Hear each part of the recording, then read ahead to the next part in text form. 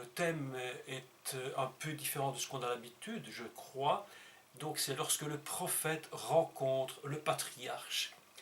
On a pendant toutes ces semaines et les mois précédents étudié ensemble en ce qui concerne donc la paracha Lech Lecha avec Abraham.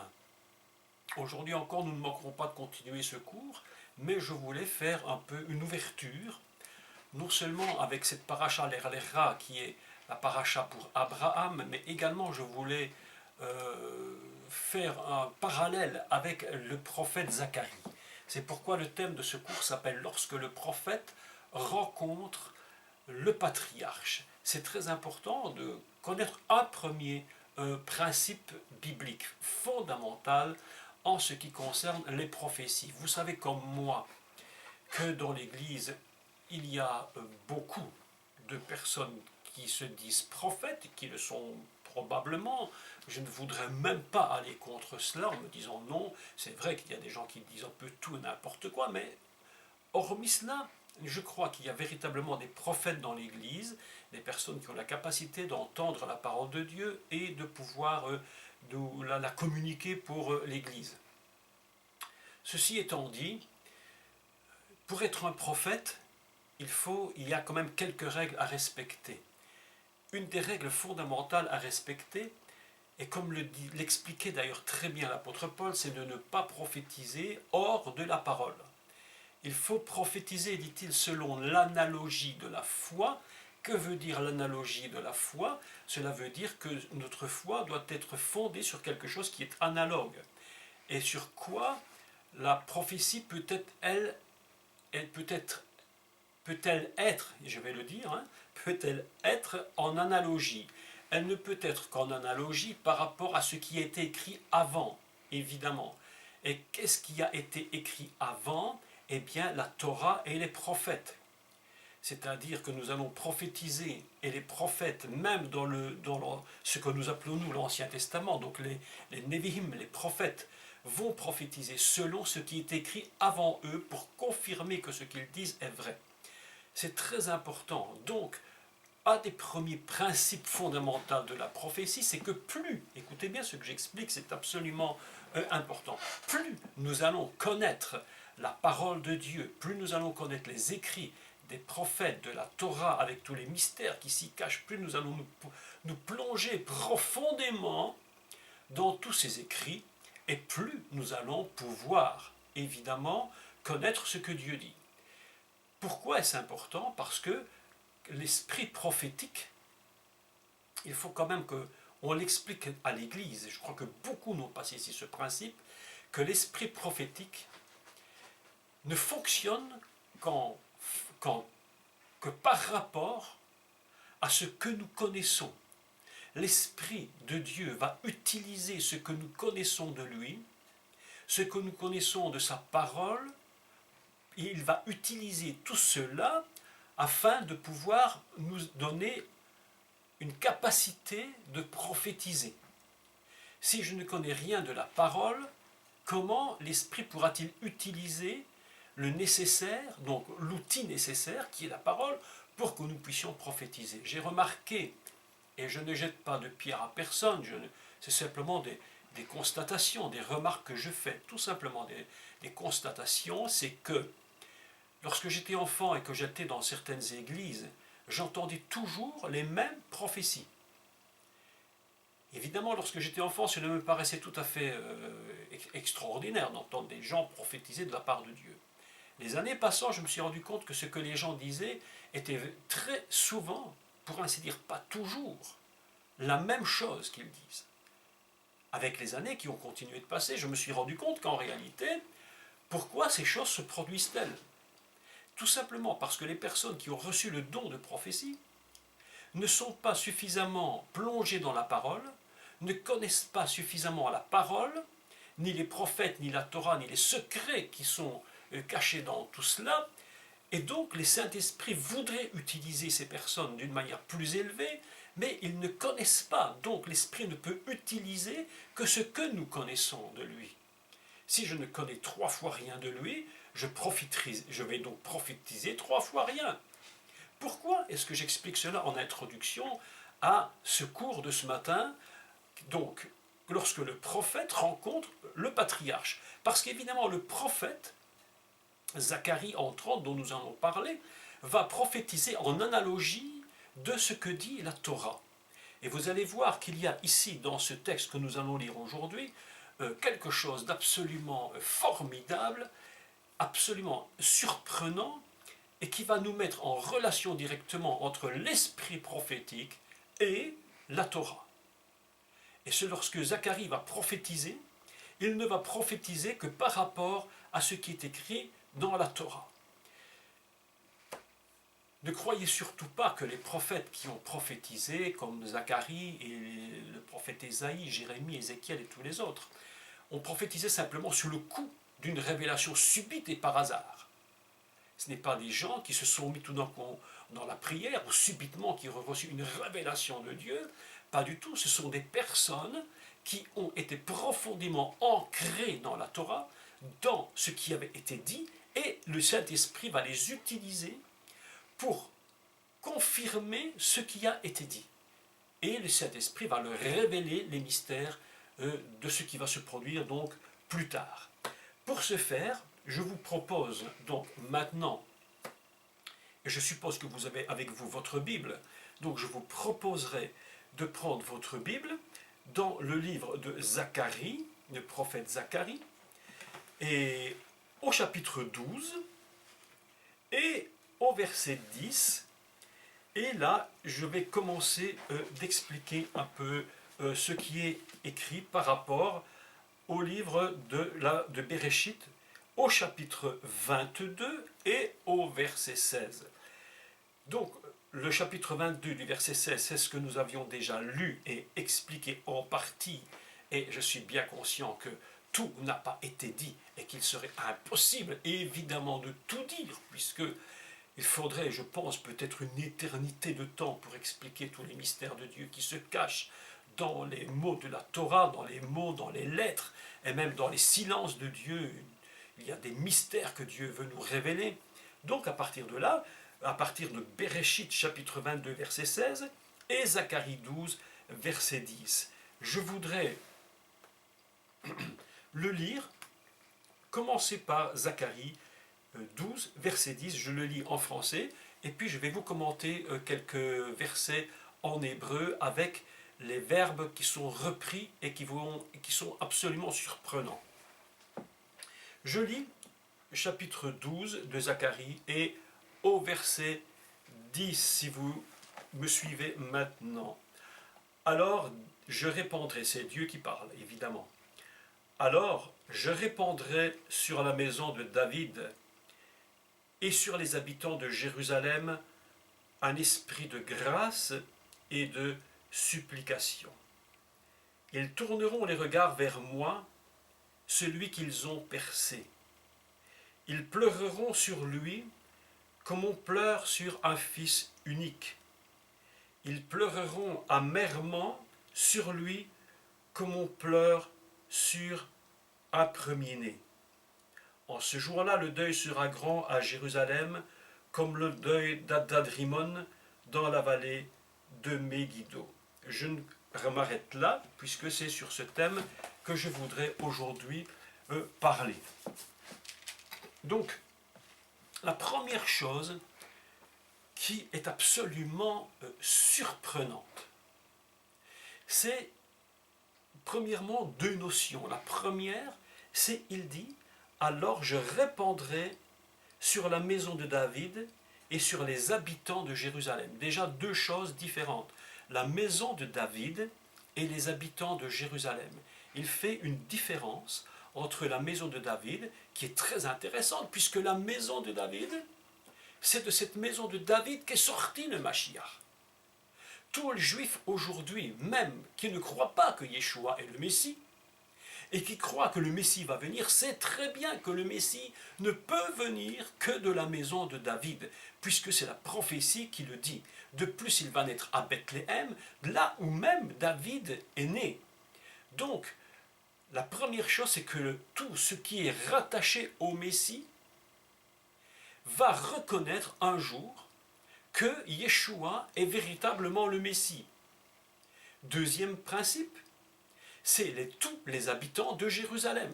Ça veut dire qu'à Jérusalem, il y a des habitants qui ne sont pas de la maison de David, mais qui habitent dans cette ville. Et quand il parle des habitants de la maison de Jérusalem, il y a tous ceux qui sont juifs et tous ceux qui ne le sont pas. Donc il y a ici deux catégories bien précises. La première, c'est tous ceux qui sont de la maison de David, donc qui sont de la descendance de la maison d'où est sorti le Mashiach. Et ça, c'est absolument extraordinaire. Et la maison de David fait allusion, évidemment, à ce côté, je dirais, quand on parle de maison, on parle du côté féminin. On parle du côté féminin. Lorsqu'on parle des habitants, du peuple, on parle du côté de l'aspect masculin.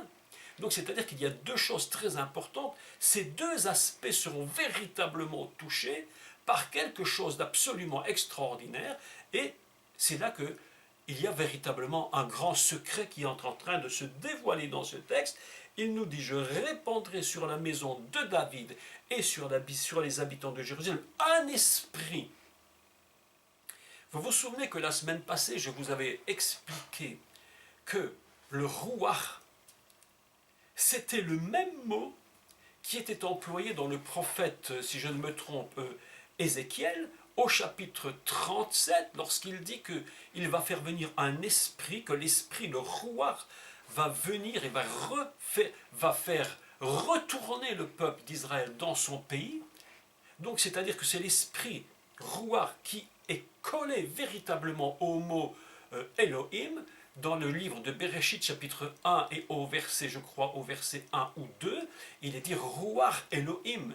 La première fois que le mot Ruach est collé à un mot, il est collé littéralement au mot Elohim, qui veut dire le Dieu qui crée. C'est le Dieu qui va faire des commencements, et je l'ai dit et répété 1 milliard de fois, c'est le Dieu qui ne cesse de commencer son commencement. Ce n'est pas le Dieu qui recommence quelque chose. Même si parfois nous enseignons que Dieu recommence avec ceux qui sont arrêtés, qui sont tombés, dans la pensée profonde du Saint-Esprit et de Dieu créateur, il n'est pas le Dieu qui va recommencer le monde, non, c'est le Dieu qui continue de commencer, et lorsque quelque chose a été raté, il va continuer de commencer dans le même esprit, avec la même puissance, avec le même désir de voir son projet arriver à terme.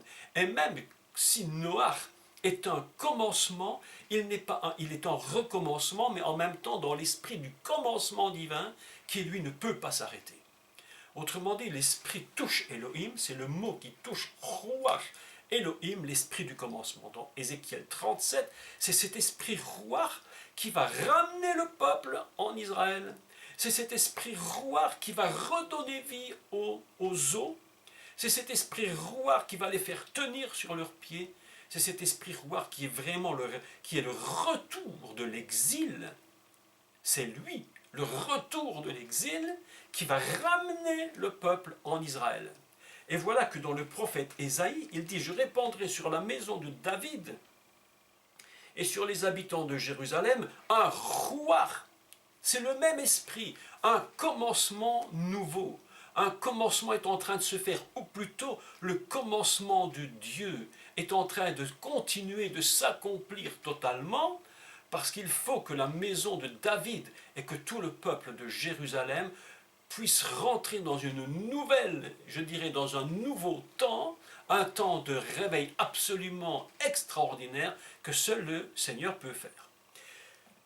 Ce qui est absolument fantastique dans ce texte, et je ne sais pas si vous l'avez remarqué, si cela vous a fait, je dirais, un tilt, comme on dit en français, mais l'Esprit est venu avant qu'il soit écrit qu'ils ont tourné leur regard vers le Messie. On pourrait s'attendre à ce qu'après avoir vu le Mashiach, ils puissent recevoir un esprit qui va leur dire: mais j'ai besoin que tu me pardonnes, j'ai besoin que tu m'aides, j'ai besoin de comprendre où était mon erreur, parce que maintenant je te vois. Mais la Bible, le prophète, nous dit juste le contraire. Il nous dit l'inverse. Il nous dit, d'abord, il va faire venir un esprit, un Ruach. Et comment sera cet esprit?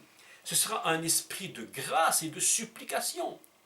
le cœur sera tourné vers le Mashiach, déjà l'esprit est en eux, ils se tiennent sur leurs pieds, ils sont une nation surnaturellement.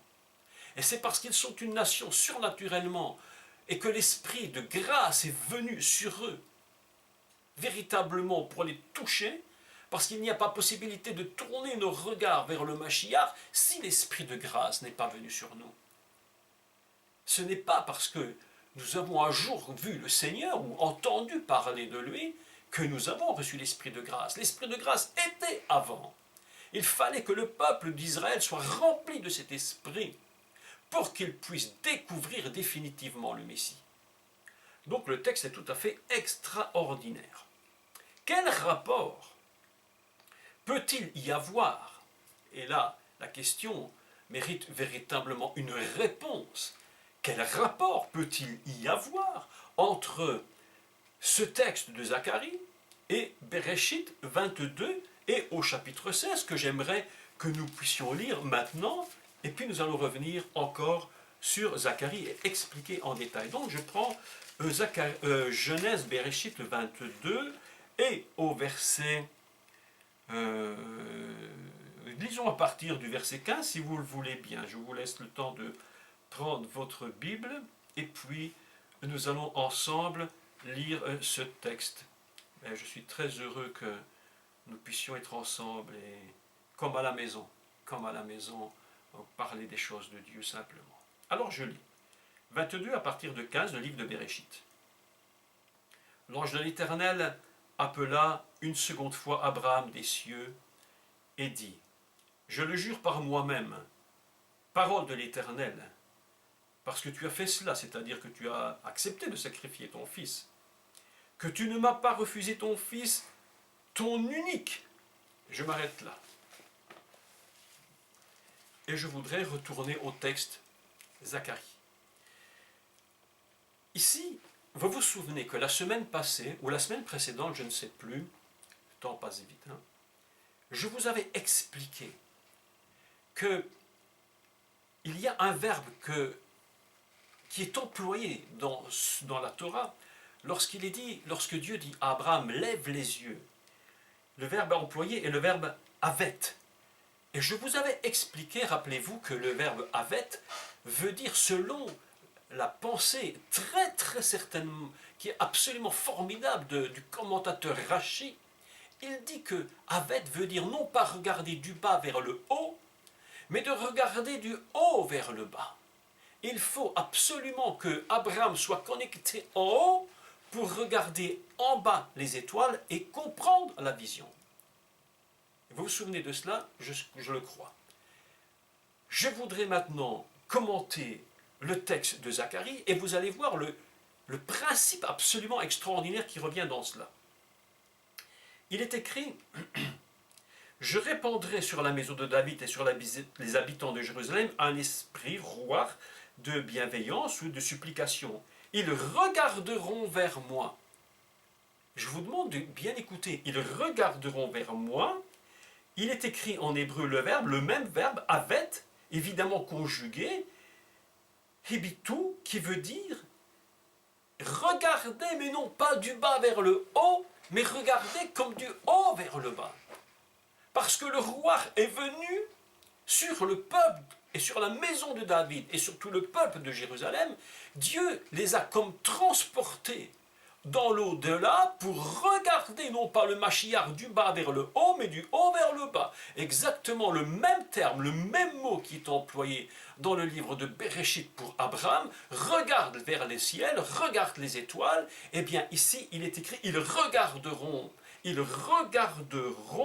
vers moi. Autrement dit, ce n'est pas un esprit qui les pousse à regarder de la terre vers le ciel, mais Dieu les a déjà transportés comme s'ils étaient au-delà pour regarder. Il est impossible de comprendre qui est véritablement le Mashiach, qu'il n'est pas possible de le comprendre si nous n'avons pas une vision différente. Vous savez, lorsque nous regardons quelque chose du bas vers le haut, ou si nous montons au-dessus et que nous regardons du haut vers le bas, la vision est complètement différente. Ce que Dieu voit du haut est vraiment différent de ce que nous voyons, nous, du bas vers le haut. C'est pourquoi le mot qu'il emploie ici, le prophète va employer, le verbe Avet veut dire littéralement, il a transporté ses peuples, ses personnes dans son niveau céleste pour regarder vers le bas, afin que l'esprit de supplication, afin que l'esprit que Dieu a mis littéralement sur eux, puisse les porter à reconnaître le Mashiach. Dieu va faire avec Israël, Dieu va faire avec son peuple, Dieu va faire avec les habitants de Jérusalem quelque chose d'exceptionnel. Et là, nous avons de la peine à pouvoir saisir ça en tant qu'humain. Il faut le comprendre dans le divin. C'est comme une... Vous savez, on parle aujourd'hui beaucoup dans des films de science-fiction, mais c'est un exemple, de télétransportation. Mais Dieu n'a pas besoin de faire de la télétransportation. Dieu transporte déjà par l'esprit. D'ailleurs, il est écrit clairement qu'il nous a transportés en esprit, qu'il nous a fait asseoir dans les lieux célestes, qu'il nous a mis avec lui sur le trône. Pourquoi? Pour que nous voyions depuis le ciel ce qui se passe sur la terre. C'est pourquoi Jésus dira clairement, lorsque vous verrez tous les événements se produire, ne vous inquiétez de rien. Votre délivrance est proche. Pourquoi ne vous inquiétez pas? Parce que si tu regardes de la terre vers le haut, les situations, tu vas te troubler. Mais si tu es transporté là-haut et que tu es sur le trône avec moi, si tu domines de là-haut, je t'ai transporté. C'est pourquoi je te dis, Evet, regarde de là-haut. Et c'est ce qu'il est écrit dans le livre de Zacharie. Il va employer le même mot qu'Abraham. Et vous allez voir que les mots qui vont suivre sont tellement surprenants qu'il va employer encore des mêmes mots, des mêmes verbes, des mêmes mots, oui, et des mêmes verbes qui sont employés avec Abraham. Et il va prophétiser selon l'analogie de la foi d'Abraham. Donc je relis. Un esprit donc de bienveillance, de supplication, ils regarderont, ibitu, ils regarderont, ibitu, vers moi, vers celui qu'ils ont percé. Mes amis, ici, il y a un grand mystère qu'il nous faut absolument dévoiler. Vous savez que la prophétie de Zacharie n'est absolument pas du tout reconnue par les Juifs, non, je dirais messianique Yeshua, donc ils ne reconnaissent pas que Yeshua est le Mashiach, et ils s'opposent véritablement à ce texte en disant ce texte ne parle pas du Messie Jésus, il ne peut pas être le Messie, parce que le mot qui est employé ici, et je le lis, ils se tourneront, ils regarderont vers moi, vers celui qu'ils ont percé. Et le mot percé ici est un mot tout à fait particulier. Et je vais l'expliquer pour que vous compreniez où se trouve le problème qu'ont les Juifs qui ne reconnaissent pas le Messie et la réalité de ce que nous croyons et de ce qui est vrai. Le mot employé pour percer, c'est le mot dakarou. Dakarou veut dire percer. Mais là où les rabbins s'opposent, c'est lorsqu'ils disent oui, mais vous dites qu'il a été percé, donc c'est le Messie, c'est Yeshua le Messie. Ils disent c'est faux, parce que dakarou ne veut pas dire être cloué. S'ils avaient dit c'est celui qu'ils ont cloué, alors on aurait pu dire oui, en effet, nous reconnaissons que Yeshua a été crucifié. Ils auraient pu prendre le mot à un autre mot pour clouer, ce n'est pas le même mot. Dakarou ne veut pas dire clouer sur une croix. Mais alors, les Juifs ont-ils raison? Les rabbins ont-ils raison? Est-ce que nous sommes trompés? Évidemment, lorsque j'écoutais ce texte, lorsque je l'ai lu, je me suis dit, mais est-ce qu'ils ont raison? Ou est-ce qu'ils ont tort? Est-ce que nous, les chrétiens, nous sommes trompés ou est-ce que nous avons raison de croire que Yeshua est le Messie? Alors, je me suis tourné vers l'évangile de Jean et je l'ai lu en hébreu. Et lorsque je l'ai lu en hébreu, j'ai été véritablement surpris du texte. En fait, il y a deux choses qui se sont passées sur la croix. Deux choses que vous connaissez, j'en suis absolument persuadé, mais que l'Église confond. Il y a une différence entre la crucifixion et entre Jésus percé. Vous me direz, mais quelle différence y a-t-il? Eh bien, le mot dakarou, percé, c'est un mot qu'on utilise uniquement, non pas pour percer des clous dans les mains ou dans les pieds ou comme vous voulez, mais uniquement percé avec l'épée.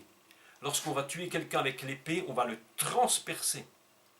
Et en le transperçant, ce mot se dit Dakaru. Ils l'ont percé.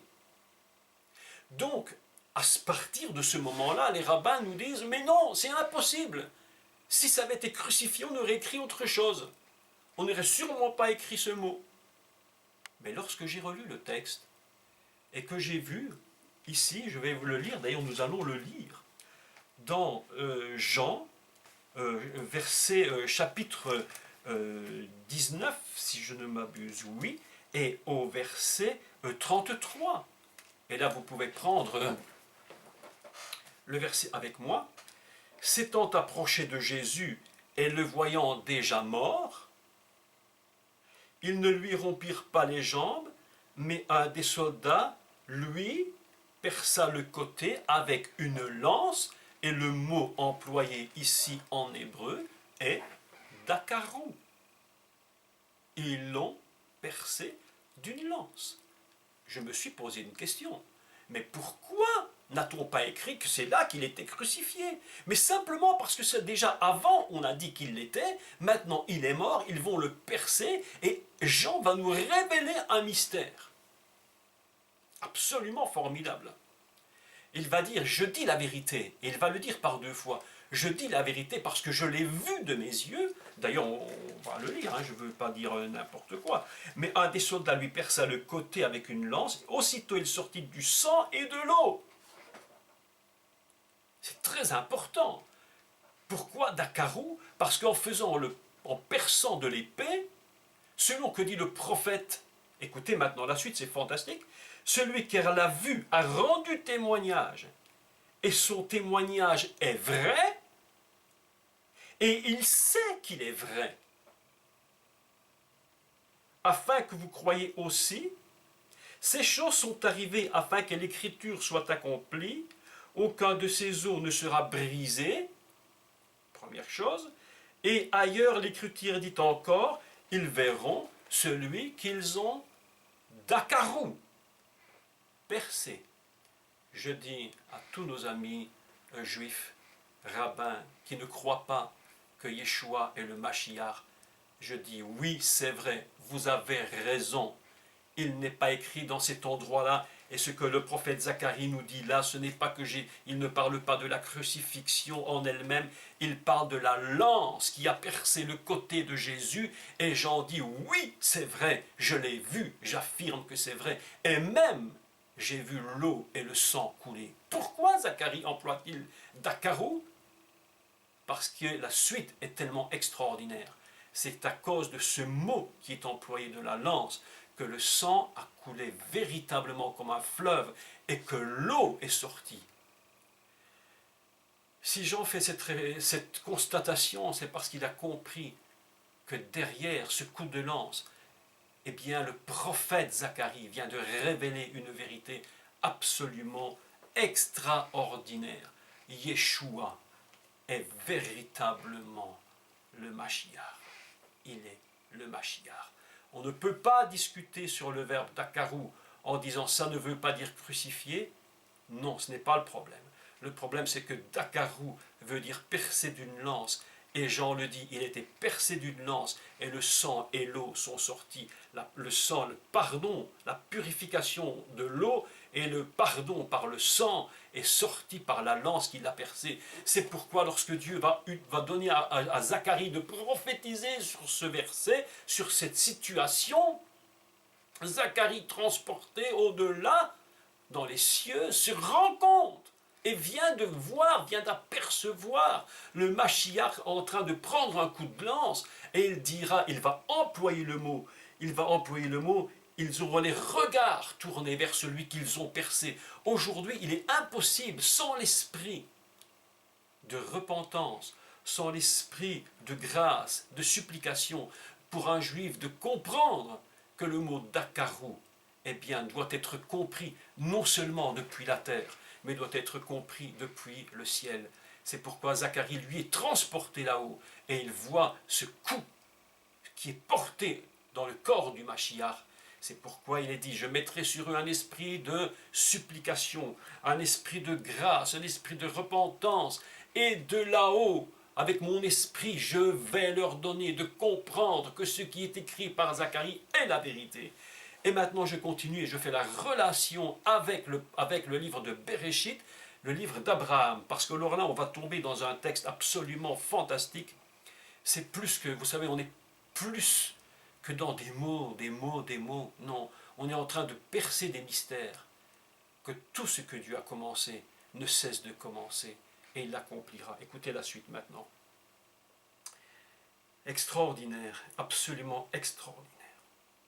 Ils regarderont, hibitu, vers moi, celui qu'ils ont percé, Dakarou, par l'épée. Et ils pleureront comme lors d'un deuil.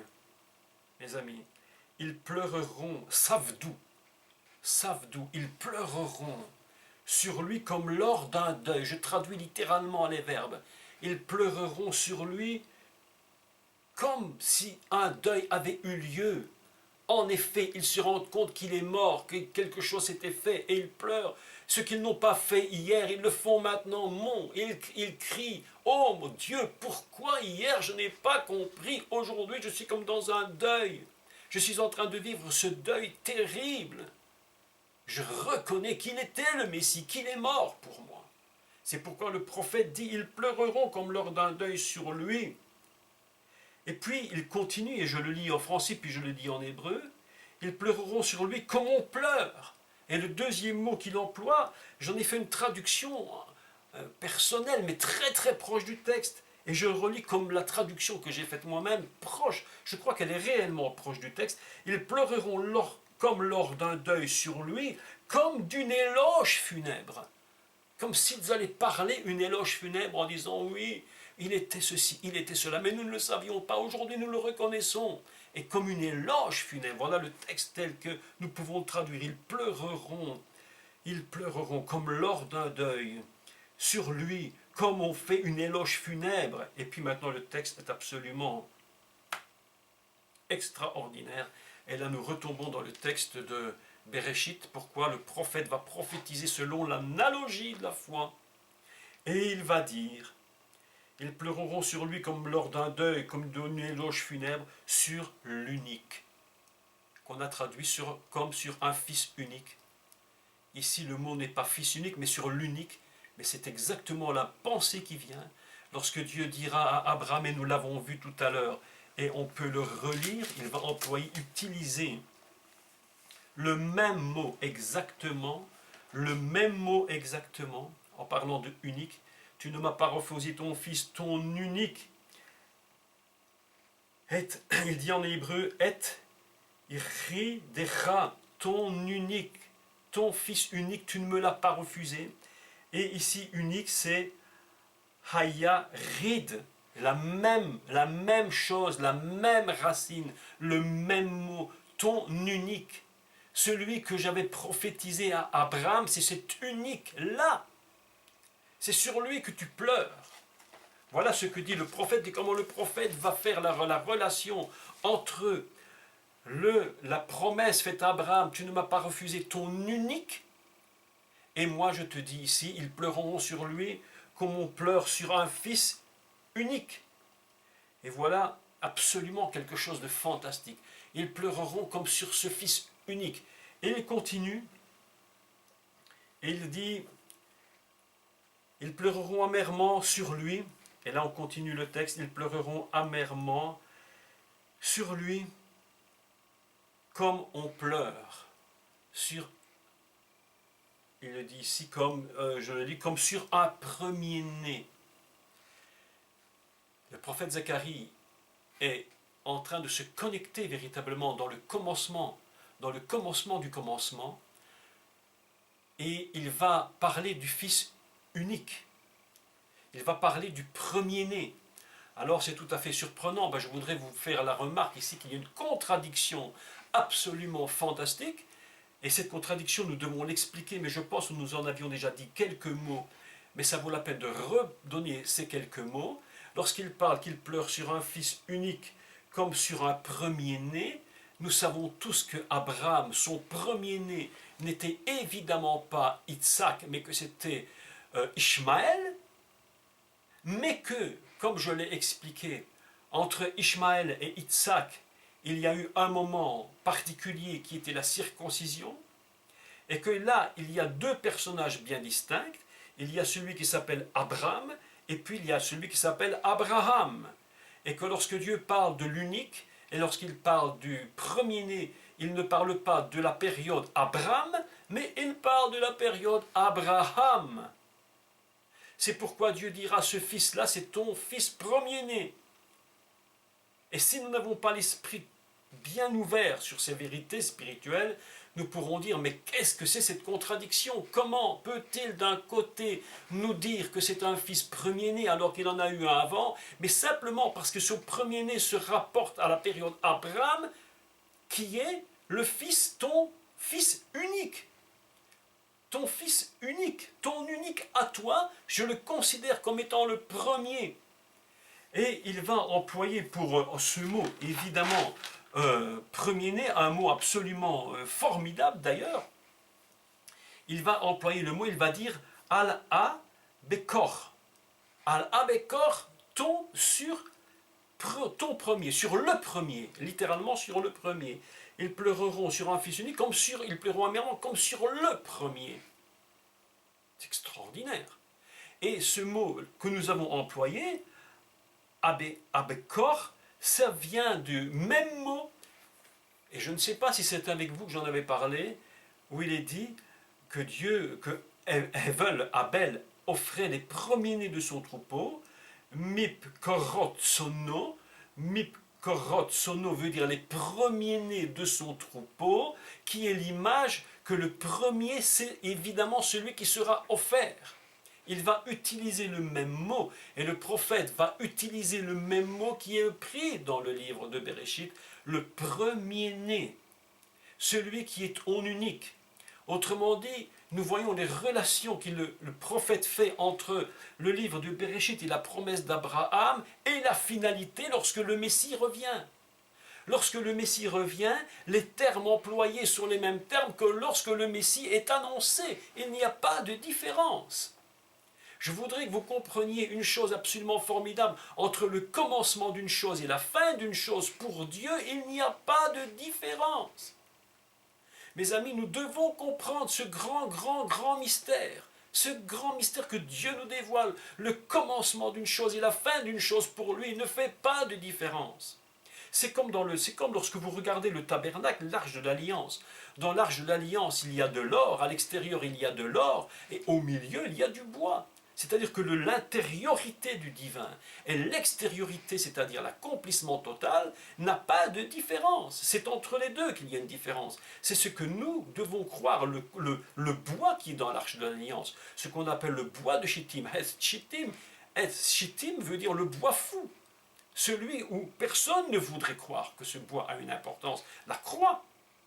Mais dans le projet, le début, le projet de la croix et la fin de la croix, il n'y a pas de différence. C'est pourquoi lorsque Zacharie prophétise et qu'il va dire ouvertement les mêmes verbes, les mêmes mots, les mêmes choses qui sont écrites dans le projet, eh bien nous voyons que la finalité, il emploie les mêmes mots. Parce que le commencement et la fin pour Dieu, il n'y a pas de différence. Mes amis, écoutez-moi. Ce matin, je ne sais pas si vous avez cette excitation intérieure, mais moi, ça là me poursuit véritablement. Je me dis, mais Seigneur Dieu, le projet que tu as fait sur ma vie, le projet que Dieu a fait sur toi, Simon, sur toi, Eliane, son projet de départ, il est en or, il est d'or.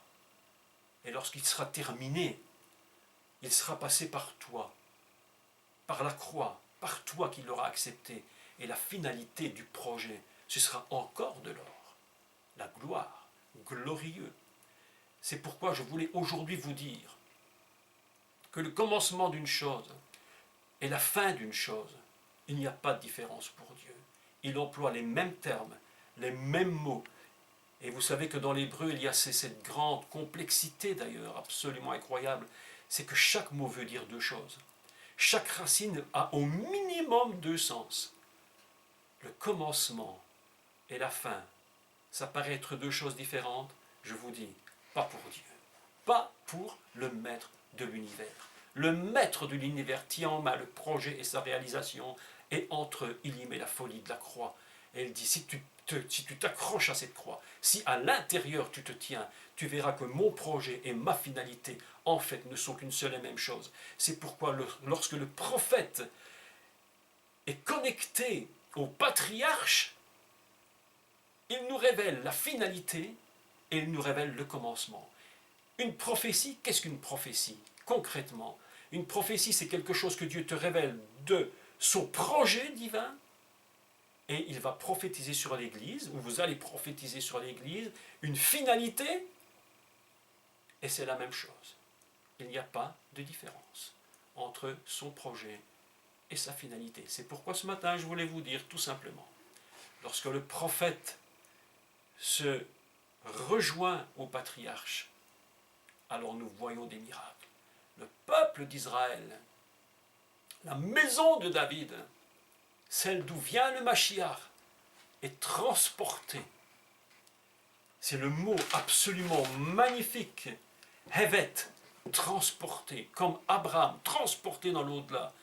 Tous les habitants de Jérusalem, transportés, et ils sont dans un esprit, tout à coup, leur fait prendre conscience, et la supplication, la grâce est sur eux. Ils reconnaissent, ils voient comme Dieu voit. Ils ne voient plus comme la religion voit, mais ils voient comme Dieu voit. Et comme je l'ai dit dans mes conférences passées, Dieu n'est strictement pas religieux. Dieu est Dieu. La religion, c'est pas Dieu. C'est une construction humaine qui souvent nous cache Dieu et nous éloigne de lui. Et Dieu est obligé de prendre ces hommes, ces femmes, la maison de David, tous ceux qui résident à Jérusalem, de toute nation possible, et les élever, Havet, comme Abraham. Regarde les étoiles. Et Dieu dit au peuple d'Israël, regarde maintenant le Mashiach. Tu comprendras dans l'élévation de l'esprit qui il est vraiment. Au moment où ils vont se rendre compte de cela, alors il est écrit, ils pleureront sur lui, comme on pleure sur un fils unique. Je me suis posé la question, mes amis, mais si j'ai deux fils et que mon deuxième meurt, est-ce que je pleurerai moins sur mon deuxième que sur mon premier? Certainement pas. Mais pourquoi dit-il ici le fils unique? Yahrid, le fils unique, parce qu'il est la représentation même de l'unique qui peut donner sa vie pour le monde. C'est pourquoi elles pleureront sur l'unique, celui dont Abraham a été mis au courant. Cet unique dont il parle, c'est vraiment le Mashiach.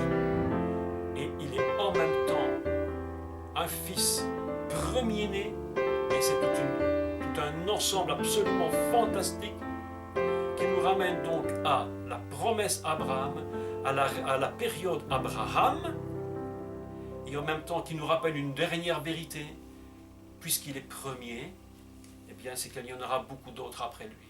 Il est unique en tant que Mashiach et sauveur, mais il est premier en tant que frère qui va engendrer beaucoup d'autres. Et c'est ainsi que le prophète va s'attacher à la Torah, c'est ainsi que l'Esprit va transporter le prophète, et que le prophète va maintenant prophétiser que la finale, c'est en réalité le commencement. Quand je vous ai dit que la Torah commence par Bereshit, et que le Réchit, c'est le projet, c'est le don.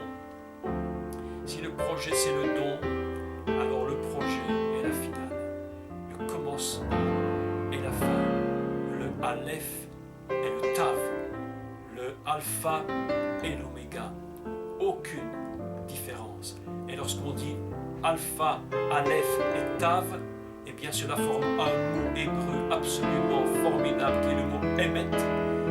Emet, ça commence par Aleph, ça termine par Tav et ça veut dire la vérité.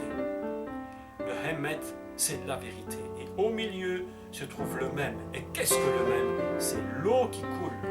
C'est Maïm, c'est l'eau qui coule. Le commencement, le fleuve au milieu, est la terminaison, le tav, le commencement et la fin. C'est la vérité. Le Mashiach est révélé ici en tant que Messie, percé, il le dit Dakarou, percé par la lance d'où est coulée l'eau. C'est ça que dit Jean, c'est la vérité.